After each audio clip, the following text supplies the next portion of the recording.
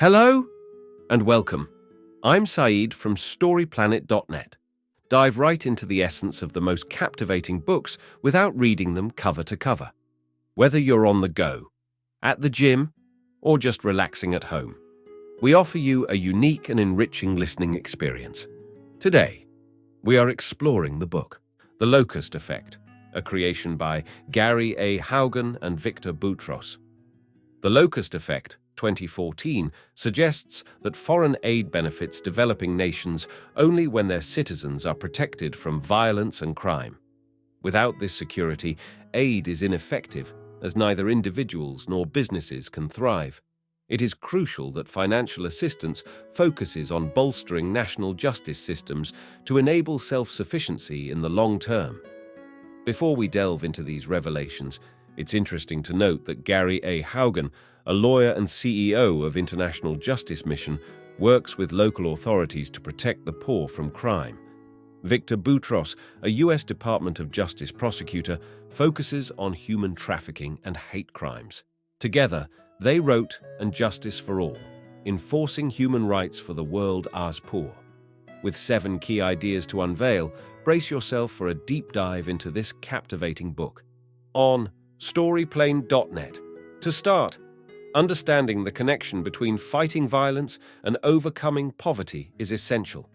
Developing countries face high levels of criminal violence, leading to fear and hindering economic growth. Governments struggle to combat this violence, impacting aid efforts. The text addresses questions on governmental failures in tackling violence and proposes solutions for developmental organizations. It also explores private courts in poor countries, policing differences between India and the UK, and a successful project in the Philippines reducing commercial child abuse. Key idea number 1. Violence significantly affects populations and economies in developing countries. The text discusses how violence in marginalized communities is a more significant threat than poverty itself. It highlights the economic impact of violence, citing examples from Guatemala, Colombia, and El Salvador. The text also mentions the social and health consequences of violence, including its effects on workforce productivity, food production, and mental health issues among victims. Key idea number 2. Law enforcement in many developing countries does not adequately serve the poor. In many developing countries, poor communities lack protection from corrupt law enforcement systems. Cases like Maria, a Peruvian girl raped repeatedly with no investigation, and Dan from Kenya facing unfair trial, highlight this issue. Poor people suffer not due to poverty itself, but from lack of legal protection, as seen with high malaria deaths in impoverished areas. Crime against the poor often goes unpunished, leading to repeated violations. Key idea number 3.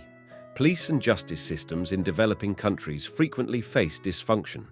Law enforcement in developing countries often lacks proper training and resources, leading to inefficiencies and deficiencies in handling criminal cases. Countries like India and Bangladesh have inadequate police training and limited resources for law enforcement, resulting in challenges such as an insufficient number of police officers and low spending per capita on law enforcement. Additionally, a shortage of prosecutors in countries like Malawi and slow court processes in places like the Philippines contribute to prolonged and inefficient criminal justice systems. This can lead to lengthy delays in court cases, impacting the lives of individuals, especially those who may be wrongly accused. Key idea number 4. Colonial justice systems in developing countries were initially structured to benefit the ruling class.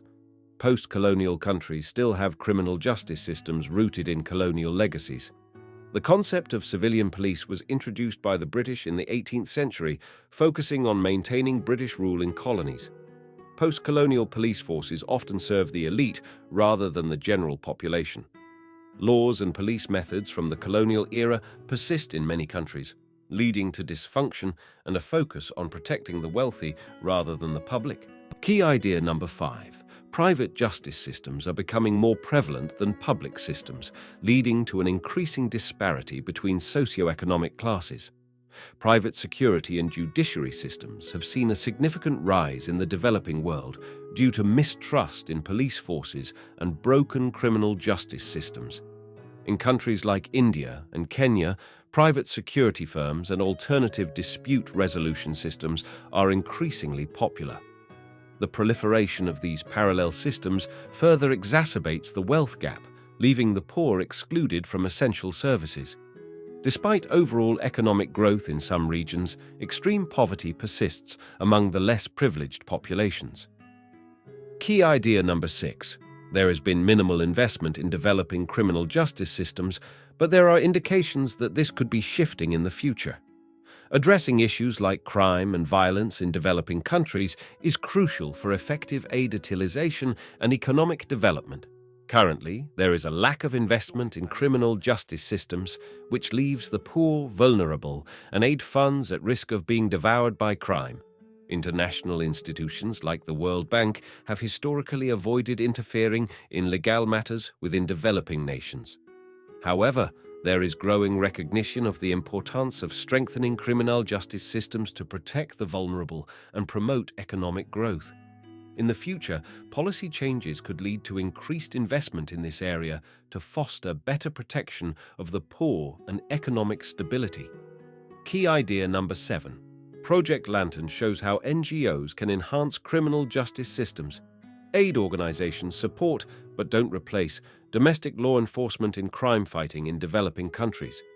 Project Lantern in the Philippines by International Justice Mission aims to combat sex trafficking. They succeeded in rescuing victims, prosecuting traffickers, and reducing child involvement in the sex trade by 79%.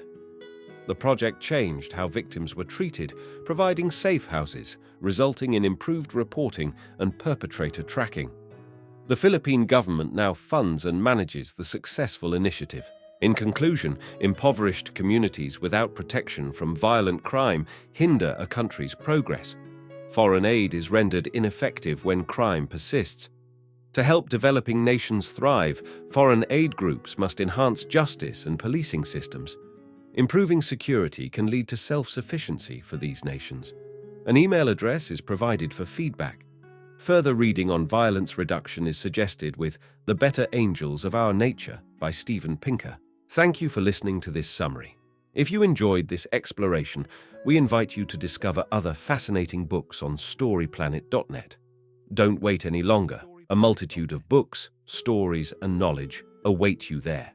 See you soon on storyplanet.net.